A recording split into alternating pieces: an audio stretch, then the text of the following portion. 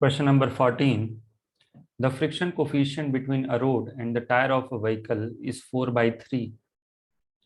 Find the maximum incline the road may have so that once hard brakes are applied and the wheel starts skidding, the vehicle going down at a speed of 36 km per hour is stopped within 5 meters.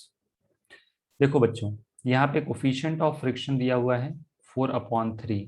Okay, अपने को angle of inclination निकालना है. Correct. Such that जब आप break लगाओ, break लगाने पे क्या होगा, व्हील्स लॉक हो जाएंगे. ओके, लॉक होगा तो क्या होगा, स्किडिंग होगी. करेक्ट.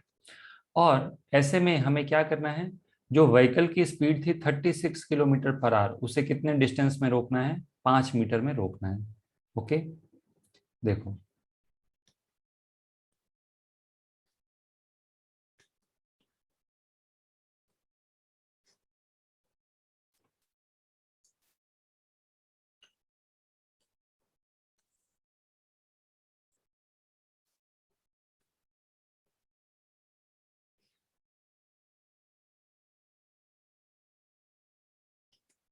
तो लेट अस से कि this angle is theta.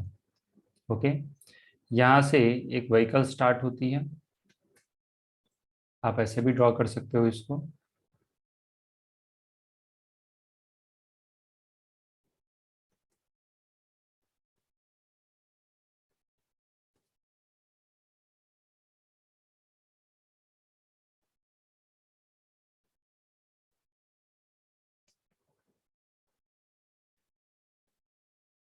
Okay, अब मुझे क्या करना है, यहां पे मान लो मैंने ब्रेक अप्लाई कर दिए, तो इसको कितने देर पे जाके रोकना है, इसको यहां तक आके ये रुक जाना चाहिए. ओके, यहाँ पे इसकी स्पीड कितनी है, 36 kilometre per our. Okay, this is speed you. और यहाँ पे आके इसकी फाइनल स्पीड क्या हो जाएगी, final speed will be equal to 0.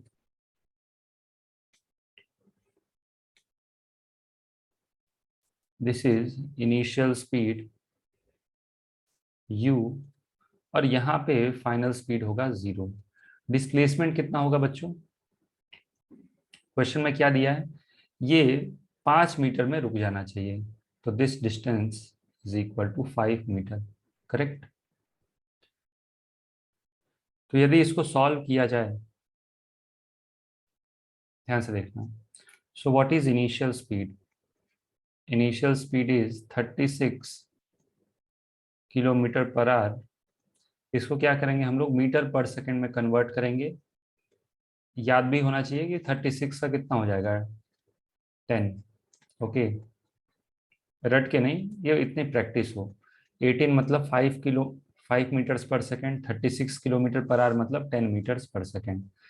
Kilometre को पर आवर में कन्वर्ट करने के लिए हम लोग 5/18 से मल्टीप्लाई करते हैं. 18 टू जा 36, 5 टू जा 10. So initial speed is 10 metre per second. Final speed is equal to 0. Displacement कितना है,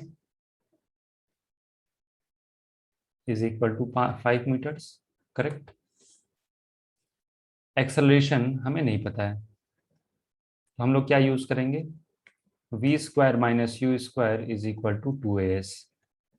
v² minus u square, v² is 0 square minus 10 square is equal to 2 into acceleration into displacement is 5 metre. तो यहाँ से acceleration कितना आ गया, this is -10 metre per second square. अच्छा, negative acceleration का मतलब क्या है, नेगेटिव एक्सेलरेशन का मतलब है कि ये जो कार है ना, इसका एक्सेलरेशन क्या होगा, अप द प्लेन. लॉजिक समझ में आ रहा है. तो बच्चे ये पॉइंट मिस कर देते हैं, इस चीज को ध्यान से समझना. ये जो आप कार देख रहे हो ना, इस कार का एक्सेलरेशन किधर होगा, ये मैं इरेज कर देता हूं. This is the car. Okay, और इस कार का एक्सेलरेशन जो है ना, वो किधर है, up the plane. This is the direction of acceleration.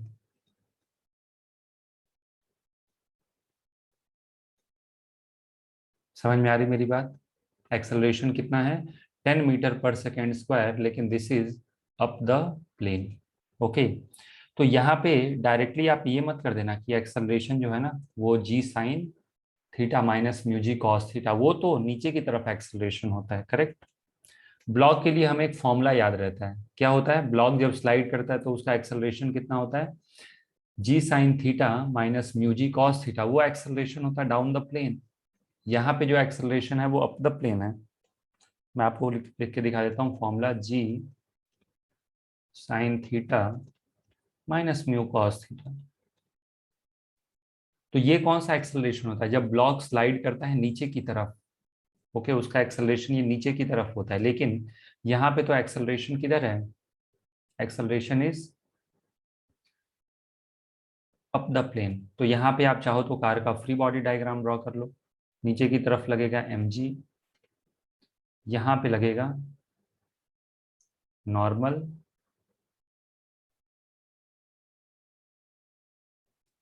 Okay, और यहाँ से लगेगा फ्रिक्शन।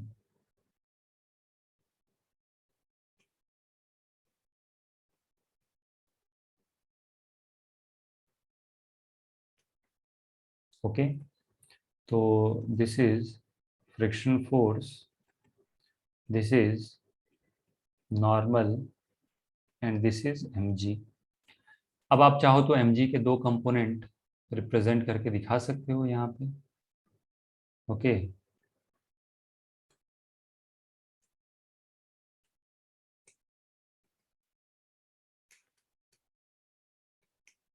इस mg को हटा दो, हमें याद रहता है कि ये जो कंपोनेंट आएगा दिस इज क्या,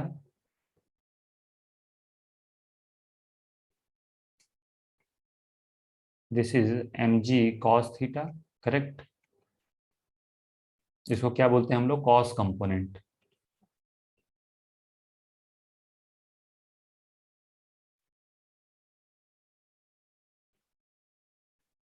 ये क्या हो जाएगा, this is sine component, correct. mg sine theta,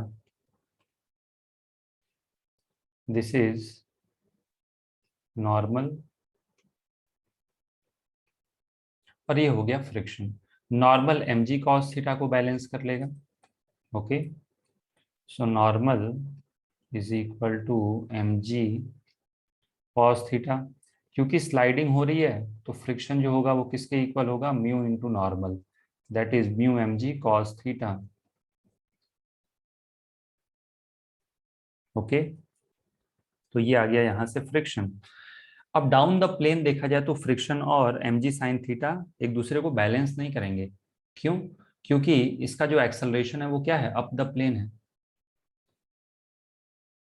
देखो यहाँ पे आप ये मत बोलना कि सर नॉर्मल ने और mg cos थीटा ने जैसे बैलेंस कर लिया वैसे ही ये फ्रिक्शन और mg साइन थीटा बैलेंस करेंगे, ऐसा नहीं होगा।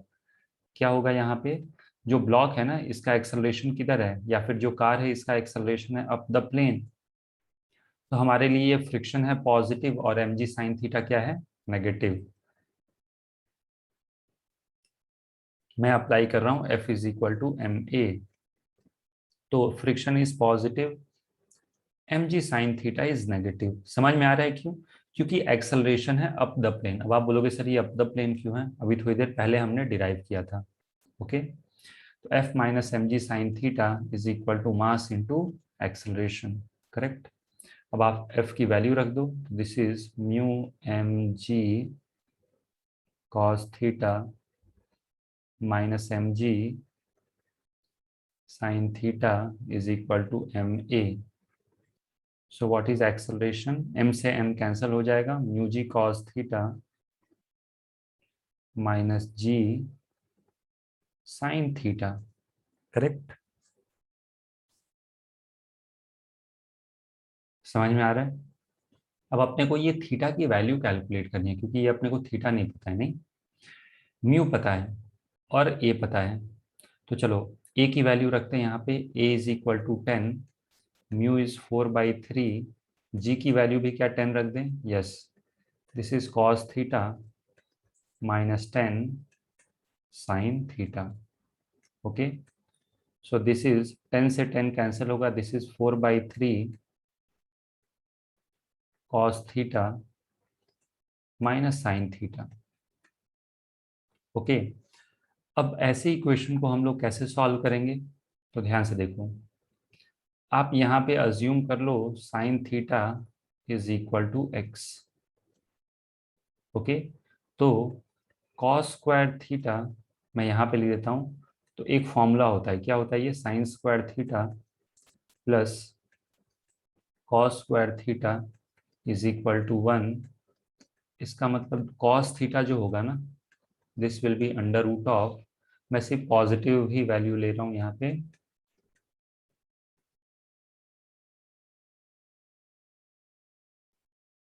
आप एक्चुअली इस इक्वेशन को स्क्वायर भी कर सकते हो अगर जो आपको ज़्यादा परेशानी हो तो। ओके, तो cos थीटा को मैं क्या लिख सकता हूँ, this implies cos theta is equal to under root of 1 minus sine square theta. What is sine square theta, यहाँ से देख के बताओ। देखो, अब फिजिक्स हो गया खत्म, ये इक्वेशन आ गया, बस इसको हमें सॉल्व करना है। अब ये मैथ्स है तो ध्यान से देखना। साइन थीटा को मैंने एक्स अज्यूम कर लिया, कोई बच्चा दूसरा अप्रोच भी लगा सकता है। ओके, तो फिर मैंने लिखा कॉस थीटा, कॉस थीटा क्या हो जाएगा, under root of 1 minus x square. अब इस इक्वेशन को ध्यान से देखना, क्या मैं लिख सकता हूँ ऊपर वाले इक्वेशन को, 1 plus sine theta is equal to 4/3 cos theta. आप चाहो तो ऐसे भी लिख सकते हो, सिंप्लीफाई करने के लिए बस ऐसे लिख लो। देखो कॉस स्क्वायर थीटा, करेक्ट, तो यहां से स्क्वायर कर दो, 1 प्लस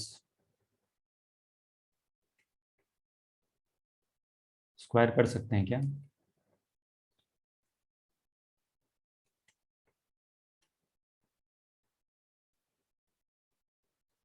साइन थीटा को एक्स ही लिख लो।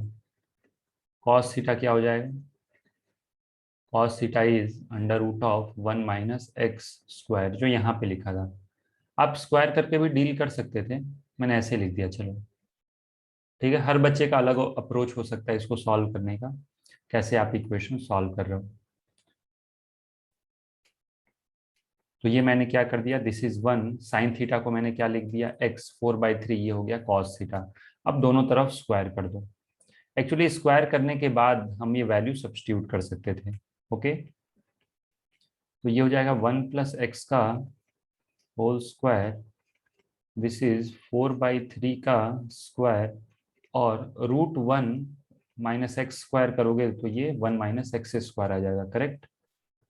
सो दिस इज 1 प्लस एक्स का स्क्वायर क्या होगा, 1 plus x square plus 2x, this is 16/9, this is 1 minus x square. अब इसे एक्सपेंड कर लो, क्वाड्रेटिक इक्वेशन हमें बनाना है, this is 9 plus 9x square plus 18x is equal to 16 minus 16x square. यहाँ पे देखो लेफ्ट हैंड साइड में है 9x square, right hand side में है माइनस 16x स्क्वायर, तो ये कितना हो जाएगा, ये दोनों मिलके हो जाएंगे 25x square plus 18x, 9 minus 16, सो 9 माइनस 16 क्या हो जाएगा, -7 के इक्वल। अब इस क्वाड्रेटिक को मुझे सॉल्व करके x निकालना है, तो x will be equal to, देखो क्वाड्रेटिक का सोल्यूशन क्या होता है, -b plus minus under root of b square -4ac by 2a, correct. So this is -18 plus minus under root of b square, okay, -4, a is 25 and c is -7 upon, correct. तो चलो ये value solve करते हैं हम लोग।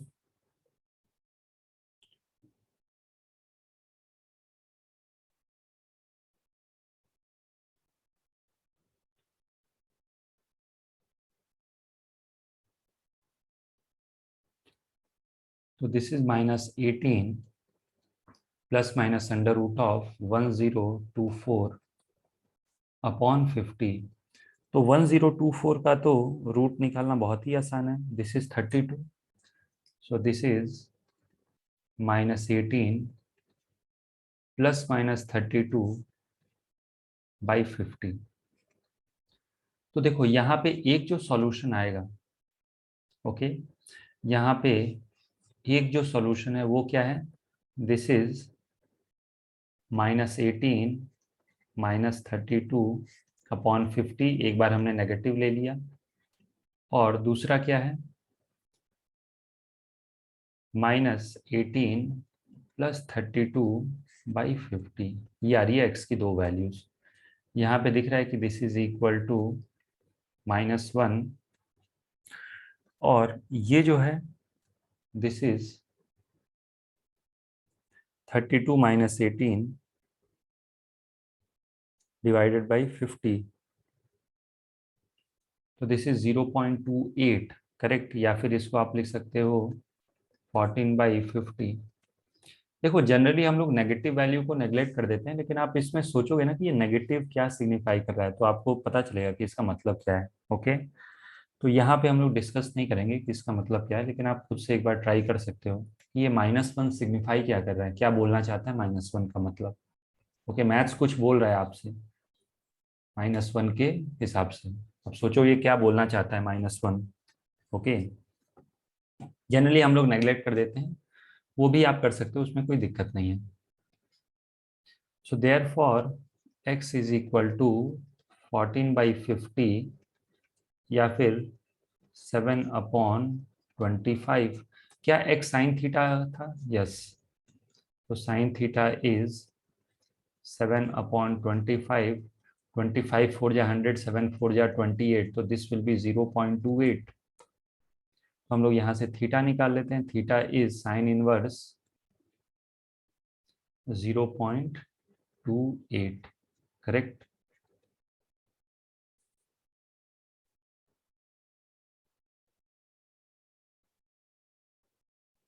तो यहाँ से हम लोग क्या करेंगे, साइन इनवर्स 0.28 की वैल्यू निकालेंगे। So this is 16.26 degrees. इसके लिए हमें कैलकुलेटर यूज करना पड़ेगा। 16.26 degrees approximately this is equal to 16 degree. Okay, तो ये आंसर आ गया हमारा। तो बस यहाँ पे अगर जो आप देखो डायरेक्टली, अगर जो आपको 2 मिनट में ये क्वेश्चन करना है, तो आप ऐसे बोलते कि सर देखो एक्सेलरेशन तो इसका ऊपर है, नीचे होता तो क्या होता, जी sine theta minus mu g cos theta, क्योंकि ऊपर है तो ये हो जाएगा mu g cos theta minus g sine theta. Directly कोई बच्चा इस कंक्लूजन पे पहुंच सकता है बिना फ्री बॉडी डायग्राम के भी। ओके,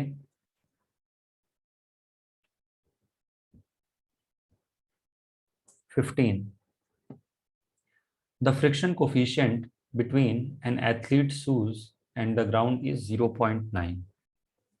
देखो एक एथलीट है और कोफिशिएंट ऑफ फ्रिक्शन उसके शूज और उसके ग्राउंड के बीच में कितना है, 0.9, correct. Suppose a superman wears these shoes and races for 50 metres. Superman ने क्या किया, इन शूज को पहन लिया और वो रेस करता है, 50 मीटर की रेस है। Okay, there is no upper limit on his capacity of running at high speed. मतलब ये जो सुपरमैन है ये कितनी भी हाई स्पीड पे रन कर सकता है, इसकी कोई लिमिट नहीं है। मतलब ये समझ लो 2000 मीटर पर सेकेंड से भी दौड़ सकता है, मतलब कोई अपर लिमिट नहीं है। Okay, find the minimum time that he will take in completing the 50 metre starting from rest. तो बोल रहा है कि ये जो सुपरमैन है ये मिनिमम टाइम कितना लेगा to complete the race in, मतलब 50 मीटर की रेस कंप्लीट करने में इसे कितना मिनिमम टाइम लगेगा। बी पार्ट में क्या दिया है, suppose he takes exactly this minimum time to complete the 50 metres. हमें अज्यूम करना है कि ये एग्जैक्टली 50 मीटर्स ही ओके लेता है रेस को कंप्लीट करने में। What minimum time will he take to stop, इसको कितना मिनिमम मिनिमम समय लगेगा रुकने में। देखो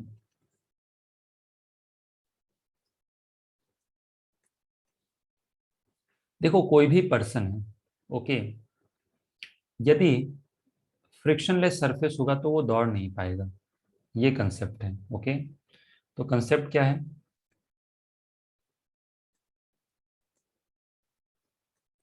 कि अगर जो आपको रन करना है तो क्या चाहिए, फ्रिक्शन चाहिए। मेरी बात समझ में आ रही है? अगर जो मुझे दौड़ना है तो मुझे क्या चाहिए, फ्रिक्शन चाहिए। बिना फ्रिक्शन के कोई भी रोड पे नहीं दौड़ सकता। ओके, होगा क्या,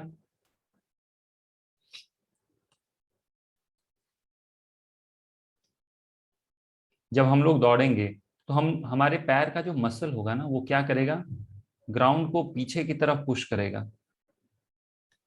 मेरी बात समझ में आ रही है?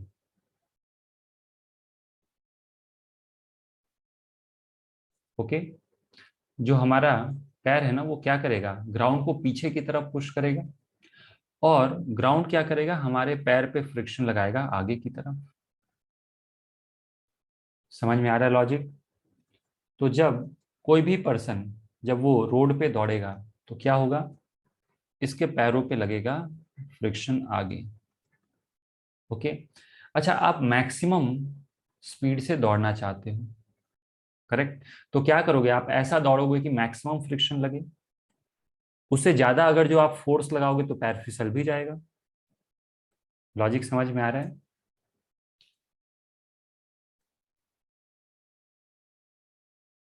तो कंप्लीट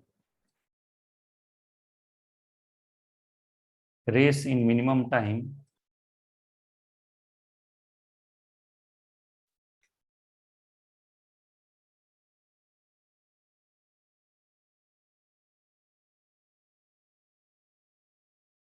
ओके, अगर जो रेस को कंप्लीट करना है कितने टाइम में, मिनिमम टाइम में, तो acceleration should be maximum. Acceleration should be maximum,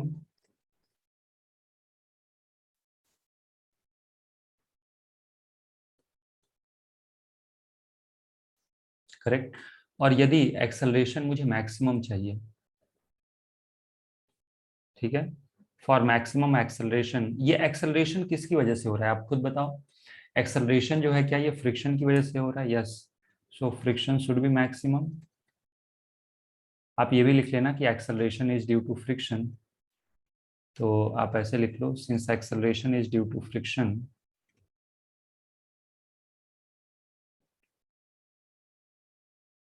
since acceleration is due to friction,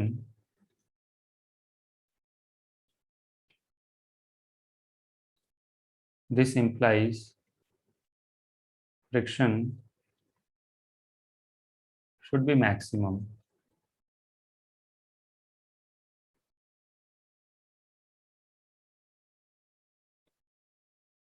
तो इसमें मैक्सिमम फ्रिक्शन कितना लगेगा बच्चों, mu m g. Maximum friction is equal to mu m g. This implies maximum acceleration कितना हो सकता है superman का, so this will be equal to maximum force upon mass, that is mu mg upon m, this is equal to mu g। क्या मेरी बात समझ में आ रही है? ये हो सकता है मैक्सिमम एक्सेलरेशन। ओके, तो देखो ये रेस्ट से स्टार्ट होता है। इनिशियल वेलोसिटी क्या है इसकी, ऐसे मैं ब्लॉक की तरह भी ड्रॉ कर सकता हूँ, इस पर्सन को ऐसे भी ड्रॉ कर सकते हैं, देखो जैसे आप ड्रॉ करना चाहो।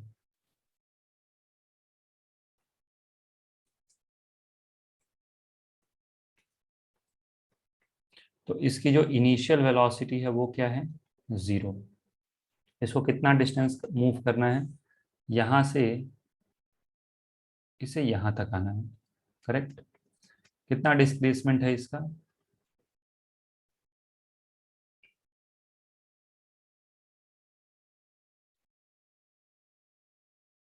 तो initial velocity is zero, acceleration is equal to mu g, that is mu कितना है 0.9, जी की वैल्यू 10 ले लेते हैं, so this is 9 metre per second square. What is displacement? Displacement is 50 metre. तो हम लोगों को टाइम निकालना है, तो S is equal to u t plus half a t square. Okay, so this is 50, initial velocity is 0 plus half, acceleration is 9 into t square. So t square will be, देखो ये जो denominator में 2 है ये left side में आके 100 हो जाएगा. So 100 upon 9, correct. This implies t is equal to 10 by 3 seconds, correct. तो ये हो गया पहला पार्ट. समझ में आ गया. मतलब ये रेस को मिनिमम टाइम 10/3 सेकेंड्स में कंप्लीट कर सकता है. तो देखो मतलब ये है क्वेश्चन का कि आपके अंदर कितनी भी पावर है, ओके, आप रेस को इससे कम टाइम में कंप्लीट नहीं कर सकते. क्योंकि आपके अंदर कितनी भी पावर हो और मैं बोल दूं सरफेस फ्रिक्शनलेस है, दौड़ के दिखाओ तो दौड़ ही नहीं सकते. आप जितना भी जमीन को पुश कर लो, ओके, आप पुश ही नहीं कर पाओगे क्योंकि सरफेसेस आर स्मूथ. तो इस क्वेश्चन का यही मतलब है कि हमारे अंदर कितना पावर है उस पर डिपेंड नहीं करता कि हम रेस कितनी जल्दी कंप्लीट करेंगे. ओके, वो एक और फैक्टर पे डिपेंड करता है कि कितना म्यू है.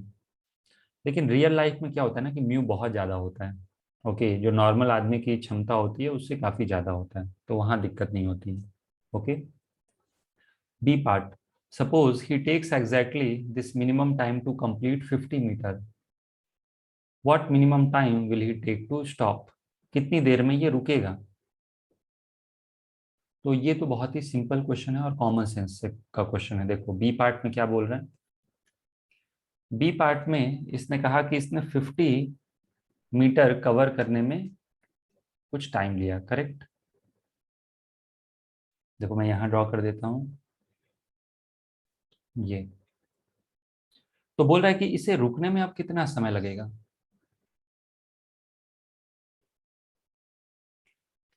ये तो पहले यहां से यहां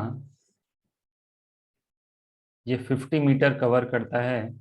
this is time t equals to 0 और ये कितना है time t equals to 10/3 seconds, correct.